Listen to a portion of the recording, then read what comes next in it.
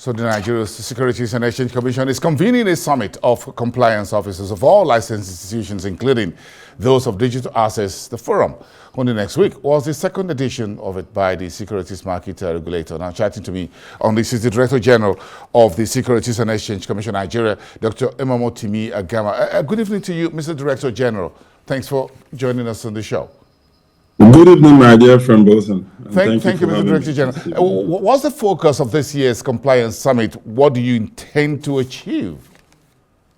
Well, thank you for having us this evening, particularly with respect to the Compliance Summit that we are setting up to have this week in Lagos. The focus clearly is to move to action.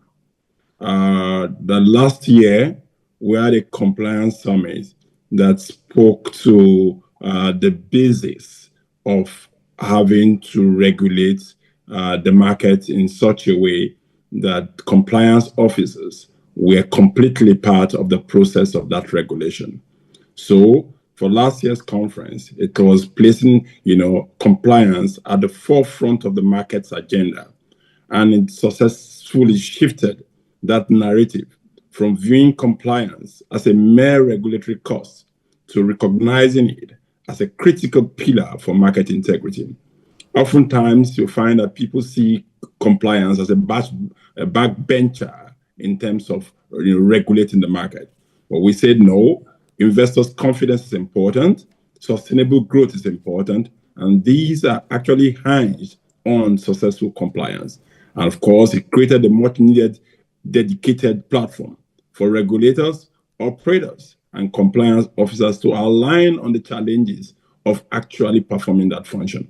So for us, it is something that we are passionate about, and we believe strongly that it leads to a greater market, it leads to sustainability, and it leads to confidence from investors themselves. Yeah, Mr. Director General, the ISA was signed by Mr. President, and of course, want to ask, part of that has to do with digital assets space. How has they responded to the new ISA, especially in terms of collaborating with the SEC to ensure that only fit and proper persons play in the sector? Transparency, investors' protection is important. Will this be part of the compliance that you'll be asking for at the meeting this week? Certainly, and you know that digital asset and the digital space is actually my soft spot. And clearly, Mr. President, on the 25th day of March 2024, did something that no president had ever done. Signed into law a robust ISA that gives us the leverage to regulate that space adequately. And that law is still the law. It is very important to understand that the vision of Mr. President in signing up that law is to be able to embrace Nigerian youths and, of course, technology into our vast economic system.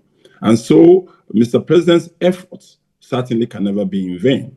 And it's our responsibility to make sure that, we regulate that space adequately. So leveraging on RegTech for smarter compliance is also very important. Exploring how technology can make compliance more efficient, proactive, and cost-effective, rather than manual and reactive. And that is critical for the future that we're speaking to and the future of money. So ensuring market integrity in the digital age will also be required in focusing on managing the risk that are associated with fintech and digital assets, including cybersecurity and data privacy. These are very critical points that we at the SEC are focusing on and making sure it works. And of course, the market is cooperating, and we are excited about the future. Mr. Director General, some good news for Nigeria recently, being removed from the grey list of the Financial Action Task Force. How does this development impact digital assets ecosystem? Will help to increase savings and investments, whether it's collective, whether for foreign portfolio investors. What's your take on that piece of news? Oh, well, it was a time of jubilation, and congratulations once again to an intentional president. President Bola Ahmed Tinubu was intentional about getting Nigeria out of the grey list. Of course, indeed, it was led by the Attorney General of the Federation, the Minister of Finance and Coordinating Minister of the Economy, the Office of National Security Advisor, that is the National Security Advisor himself, and of course, the Arrowhead, which is the NFIU. The SEC was critically part of that process because we were full participants in the process of getting Nigerians and indeed the capital market community to understand the value of compliance, and not just understanding the value, practicalizing it and making sure it is effective. And for us, it is something that must be done. And we actually did contribute to making sure that we came out of the gray list. We're all excited. We're all excited because of the value that that brings to Nigeria. For us as the SEC, our responsibility is to create an enabling environment to give assurance to our international investors that we are indeed working in line and in tandem with international best practice. And as members of IOSCO, we are a signatory member of IOSCO. And indeed, as of today, we are on the board of IOSCO. We are the vice chair of the African Middle East Committee of IOSCO, and indeed steering committee member of the Growth and Emerging Market Committee of IOSCO. This tells you that Nigeria has come of age. We are being recognized in the global frontier in order for us to bring international best practice and standards to our market. Yes. For us, we commend Mr. President for his intentionality in giving us support. Thank you, Mr. Director General. We appreciate you speaking with us tonight on the RS Exchange. Do have a great evening.